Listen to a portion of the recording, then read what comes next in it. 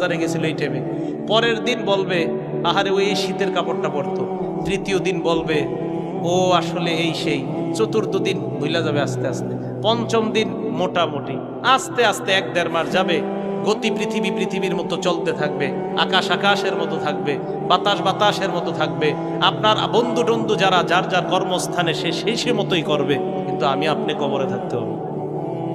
এটাই চূড়ান্ত বাস্তবতা।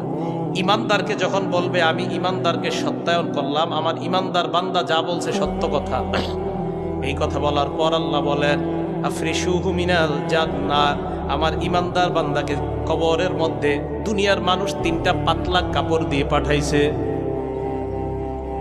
আল্লাহ বলবে আফরিশুহু মিনাল জান্নাহ, আমার বান্দার কবরে আমার বান্দার শরীরে জান্নাতের পোশাক পরায়া দাও। এরা পাতলা কাপড় দিছে, ওকে জান্নাতের পোশাক পরা